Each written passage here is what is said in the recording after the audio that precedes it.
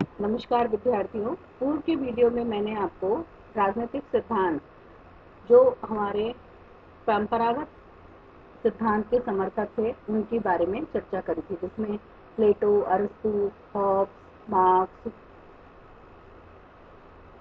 Lock. लेकिन उनके बारे में चर्चा करने के साथ साथ ये भी बताया था कि कुछ हमारी विश्वजनीन समस्याएं हैं, जैसे जनसंख्या विस्फोट है, वातावरणीय अपघटन है, ग्लोबल वार्मिंग है। इनके बारे में इन सिद्धांतों से कोई हेल्प नहीं मिली, जिसकी वजह से क्या हुआ कि राजनीतिक जो सिद्धांत है वो पतन की ओर धीरे धीरे अग्रसर हो रहा है। तो आज हम इस वीडियो के माध्यम से देखेंगे कि किन किन राजनीतिक सृजकों ने ये बताया कि राजनीतिक सिद्धांत पतन की ओर जा रहा है। उनमें मुख्य रूप से हम चर्चा कर सकते हैं डेविड ईस्टन की, जर्मिनो तथा कोबन आदि के बारे में। डेविड ईस्टन ने राजनीतिक सिद्धांत के पतन के 4 कारण बताए हैं। कौन कौन से? एक तो इतिहासवाद, मूल्य सापेक्षतावाद, सिद्धांत व विज्ञान में भ्रम और अति तथ्यवाद। ईस्टन ने 20वीं सदी के विचारकों को इतिहासवाद की संज्ञा दी है। उसने माना कि 20वीं शताब्दी में मिल, मार्क्स तथा लास्की के बाद कोई महान दार्शनिक पैदा नहीं हुआ और आधुनिक काल के अनेक विद्वान जैसे डनिंग, सेबाइन तथा मैकलवन जो कि सिद्धांत निर्माण कर सकते थे, उन्होंने राजनीतिक विचारों तथा संस्थाओं के अध्ययन पर ही अपना ध्यान केंद्रित किया तथा कोई भी नया सिद्धांत देने का प्रयास नहीं किया। डेविड ईस्टन के अनुसार इतिहासवादियों की निम्नलिखित श्रेणियां बताई गई हैं, जैसे संस्थावादी इतिहासवादी, अंतर संबंधवादी इतिहासवादी, भौतिकवादी इतिहासवादी। सबसे पहले हम इसमें चर्चा करेंगे संस्थावादी इतिहासवादियों ने मुख्य रूप से अतीत की संस्थाओं जैसे प्राचीन यूनान तथा मध्यकालीन युग की संस्थाओं का अध्ययन किया तथा कोई नया सिद्धांत नहीं दिया। उन्होंने मतलब संस्थावादी में इसमें मुख्य रूप से शामिल कर सकते हैं हम कार्लाइल तथा मैकलवन। इन्होंने क्या किया कि संस्थाओं के बारे में, राजनीतिक जो संस्थाएं थी प्राचीन यूनान की या मध्यकालीन युग की, उनके बारे में ही चर्चा करी। कोई भी नया सिद्धांत उन्होंने नहीं बताया। ठीक इसी तरह से जो दूसरा सिद्धांत था उसके अंतर संबंधवादी इतिहासवादी, जिसमें हम एलन तथा कार्लाइल को रख सकते हैं, उन्होंने बताया कि प्राचीन संस्थाओं तथा उनके अंतर संबंधों का उन्होंने अध्ययन किया। मध्यकाल में चर्च राज्य विवाद तथा उनके अंतर संबंध के बारे में चर्चा करी। तीसरी बात आती है ऐतिहासिक भौतिकवादियों ने मुख्य रूप से भौतिक तथा बाह्य परिस्थितियों का अध्ययन किया। अपने अध्ययन द्वारा उन्होंने बताया कि भौतिक परिस्थितियां ही मूल निर्धारक रही हैं और केवल ऐतिहासिक, जबकि जो विश्लेषक थे जिसमें सेबाइन और डनिंग का नाम मुख्य रूप से आता है, वो केवल ऐतिहासिक अध्ययन ही किया, सिद्धांत निर्माण की और उन्होंने कोई ध्यान नहीं दिया। तो इस तरह से जो तीन जो सैद्धांतिक रूप से अध्ययन करने वालों में हमने संस्थावादी इतिहासवादी, अंतर संबंधवादी इतिहासवादी, ऐतिहासिक भौतिकवादियों ने क्या है कि जो करंट जो परिस्थितियां थी उसके बारे में कोई भी अध्ययन नहीं करके और राजनीतिक सिद्धांत को पतन की ओर ले गए। एक और बात इसमें आती है मुख्य रूप से मूल्य सापेक्षतावाद। राजनीतिक सिद्धांत का जो पतन का दूसरा कारण है, ये तो था इतिहासवाद। इसके हमने इतिहासवाद में 3 सिद्धांतों के बारे में चर्चा करी, जिसमें मुख्य जैसे संस्थावादी सिद्धांत, अंतर संबंधवादी सिद्धांत और ऐतिहासिक भौतिकवादी सिद्धांत। दूसरा जो सिद्धांत आता है वो हमारा आता है मूल्य सापेक्षतावाद का सिद्धांत। राजनीतिक सिद्धांत के पतन का दूसरा प्रमुख कारण है मूल्य सापेक्षतावाद। जैसे उनका मानना है कि मूल्य प्रत्येक समूह तथा युग की विशेषताओं होती हैं, है ना, उनका कोई भी सार्वभौमिक महत्व नहीं है, अतः हमें मूल्यों का विश्लेषण करने की कोई आवश्यकता नहीं होती है और मूल्य जो आधारित जो अध्ययन होता है वो वैज्ञानिक नहीं माना जा सकता है। मूल्य सापेक्षता का जो समर्थन किया वो डेविड ह्यूम, कॉम्टे तथा मैक्स वेबर आदि ने किया।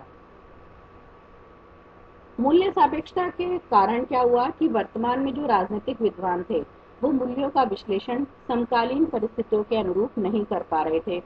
और कैसे, जैसे आज पर्यावरण की समस्या है, प्रदूषण की है, बेकारी है, अस्त्र शस्त्रों की होड़ है, इन समस्याओं के निराकरण के लिए वैज्ञानिकों द्वारा किसी भी तरह का सिद्धांत निर्माण नहीं किया गया, इसलिए राजनीतिक सिद्धांत जो है वो पतन की ओर अग्रसर हुआ।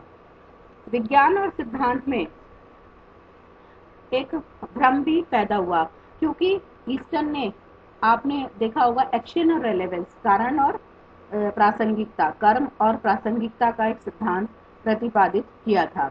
लेकिन उसके बीच में लेकिन वो बहुत ज़्यादा क्लियर नहीं हो पाया। और वैज्ञानिक पद्धति का प्रयोग हम किसी शोध में करते हैं तो वो तो एक अलग बात हो जाती है, लेकिन अगर हम राजनीतिक सिद्धांत के निर्माण में वैज्ञानिक पद्धति लाते हैं तो उसका क्या है कि कहीं ना कहीं विश्लेषण होना बहुत ज़्यादा जरूरी है। और इसीलिए ये हुआ कि राजनीतिक सिद्धांत का निर्माण नहीं हो पाया और राजनीतिक सिद्धांत पतन की ओर अग्रसर हो गया। कैसे कि मूल्य सापेक्षतावाद का जो सिद्धांत है वो आप देखिए कि क्या होता है कि ये माना जाता है कि जो मनुष्य है, एक्चुअली हम सोशल साइंस के स्टूडेंट हैं, समाज विज्ञान के, तो हमारा जो मनुष्य है वो वक्त और परिस्थितियों के अनुसार उसका स्वभाव बदलता रहता है। अब जैसे मान लो आप एक एरिया विशेष की बात करें, तो उसमें क्या होता है कि जनसंख्या भी अलग अलग तरह की होती है, पर्यावरण परिस्थितियां भी अलग अलग तरह की होती हैं। वो कहीं पर अकाल भी पड़ रहा है तो अकाल के लिए अकाल जैसे अपने पास में फैसिलिटीज होनी चाहिए या उसको हटाने के लिए अलग से, इसी तरह से अतिवृष्टि हो तो उसके लिए अलग से। तो राजनीतिक सिद्धांत में ऐसा नहीं है कि कोई एक सिद्धांत हमने निर्मित कर लिया और वो सब जगह एप्लीकेबल हो जाएगा। ये सिद्धांत जो है वो वातावरण के अनुसार, परिस्थितियों के अनुसार, समकालीन जो वहाँ पे सिचुएशन है, कंटेम्प्रेरी सिचुएशंस के अकॉर्डिंग वो उसमें पूरी तरह से एप्लीकेबल तभी हो सकता है जबकि उसमें थोड़ी सी चेंजेबल क्वालिटी होनी चाहिए, डिटरमाइन। और दूसरी बात है कि एक रेजिस्टेंस जब होगी तब वो सिद्धांत जो है वो पतन की ओर अग्रसर होता है। तीसरी बात इसमें आती है कि अति तथ्यवाद वाली बात आती है, हाइपर फैक्चुअलिज्म की बात आती है कि भाई राजनीतिक सिद्धांत के जो पतन का प्रमुख कारण है वो है कि राजनीतिक विज्ञान को, कुछ वैज्ञानिकों ने जिद ठान ली थी कि राजनीति विज्ञान को प्योर साइंस माना जाना चाहिए, शुद्ध विज्ञान के रूप में माना जाना चाहिए। भाई क्यों? क्योंकि वो ये मानते थे कि जिस तरह से साइंस का अध्ययन हम लैब में बैठ के कर सकते हैं, ठीक उसी तरह से राजनीति विज्ञान का अध्ययन भी हम किसी लैब में बैठ करके कर सकते हैं, जबकि ऐसा संभव नहीं है कि तथ्यों का एकत्रीकरण है, संग वो सब हम एक मानवीय स्वभाव में नहीं, लैब की तरह, प्रयोगशाला की तरह, भौतिक विज्ञान की तरह, रसायन विज्ञान की तरह नहीं कर सकते हैं। राजनीतिक वैज्ञानिक इसे विज्ञान बनाने के लिए पुरजोर कोशिश करते हैं और विज्ञान के अध्ययन के लिए वो ये मानते हैं कि सिद्धांत की आवश्यकता नहीं है। और उनका ये मानना था कि राजनीति शास्त्र चूंकि एक विज्ञान है और विज्ञान में किसी तरह के सिद्धांत निर्माण की आवश्यकता नहीं है, इसीलिए राजनीतिक सिद्धांत का पतन हुआ है। अब अलग अलग विश्लेषकों ने, जैसे अमेरिका या इंग्लैंड के एशिया, अफ्रीका के विकासशील देशों का अध्ययन किया, तो उन्होंने क्या किया, इनके अध्ययन हेतु इतने सारे फैक्ट्स इकट्ठे कर लिए और उन फैक्ट्स का फिर ये क्या हुआ, सामान्यीकरण नहीं कर पाए, जिसके कारण इस सामान्यीकरण नहीं करने की वजह से किसी भी तरह के सिद्धांत का निर्माण नहीं हो पाया। तो ये जो हमारे कुछ हमने पॉइंट्स यहाँ पर चर्चा किए कि किस तरह से राजनीतिक सिद्धांत जो है वो पतन की ओर अग्रसर हुआ। इसमें डेविड ईस्टन द्वारा प्रतिपादित हमने 4 सिद्धांतों के बारे में चर्चा करी। ये 4 सिद्धांत थे कौन कौन से? इतिहासवाद, मूल्य सापेक्षतावाद, सिद्धांत और विज्ञान में भ्रम की स्थिति होना और अति तथ्यवाद यानी कि हाइपर फैक्चुअलिज्म की बात हमने डेविड ईस्टन के कि राजनीतिक सिद्धांत का पतन क्यों हो रहा है, ये 4 सिद्धांत के बारे में हमने चर्चा करी। इसी कड़ी में थोड़ा सा और आगे बढ़ते हैं तो हम बात करते हैं अल्फ्रेड कॉबन के विचारों की, कि अल्फ्रेड कॉबन ने बताया कि राजनीतिक सिद्धांत के उत्थान की कोई आशा दिखाई नहीं देती है और जिसके कारण राजनीतिक सिद्धांत का पतन हो रहा है। इसमें उन्होंने निम्नलिखित जो कारण बताए वो ये थे कि समाज की जो बाह्य परिस्थितियां हैं वो इसके लिए उत्तरदायी हैं।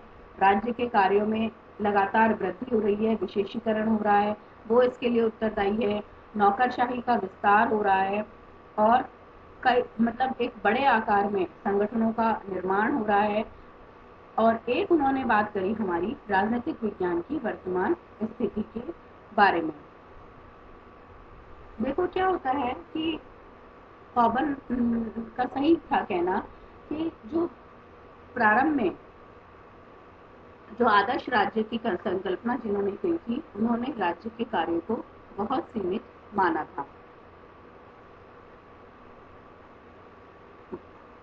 उन्होंने ये माना था कि प्रारंभ में एक दंडाकार शासन चलता है, पुलिस राज्य था, जिसमें उसका जो पुलिस राज्य का जो मुख्य उद्देश्य था वो था आंतरिक शांति और सुरक्षा बनाए रखना और राज्य की बाह्य आक्रमणों से रक्षा करना।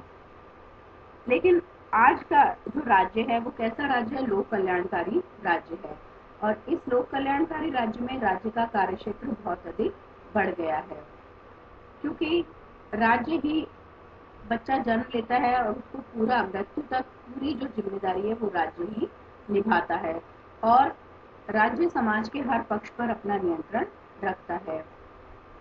फिर राज्य के जब कार्य बढ़ जाएंगे तो नेचुरली इसमें जो प्रशासन व्यवस्था है, नौकरशाही है, उसका भी विस्तार होता है और नौकरशाही के नियंत्रण से क्या हुआ कि राज्य के कार्य में सुगमता तो आ गई, लेकिन हर व्यक्ति अपने स्वार्थ के बारे में सोचने लगा और इसके कारण राजनीतिक सिद्धांत के निर्माण में बाधा आने लगी। फिर उन्होंने बात करी बड़े बड़े संगठनों की।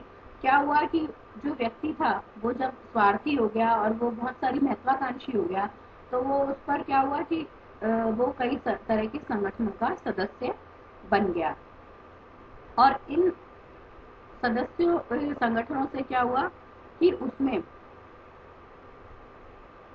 वो एक जिस संगठन से उसका संपर्क था वो उस विचारधारा से बंद करके रह गया और वो स्वतंत्र विचारधारा अपनी नहीं रख पाया, जिसके कारण भी जो एक जनरल राजनीतिक सिद्धांत का निर्माण होना चाहिए था वो नहीं हो पाया और वर्तमान स्थिति भी राजनीतिक पतन के लिए उत्तरदायी मानी जा सकती है।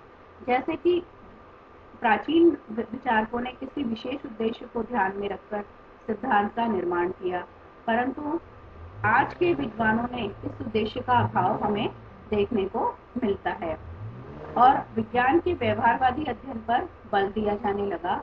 अनुभव मूलक अध्ययन पर बल दिए जाने के कारण राजनीतिक सिद्धांत के अध्ययन से लोगों का ध्यान हट गया।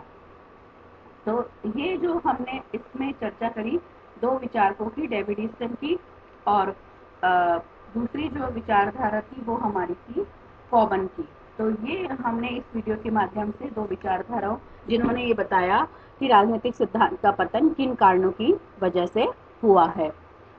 तो ये और अगले वीडियो में भी हम थोड़ी सी इसी विषय पर चर्चा करेंगे। धन्यवाद।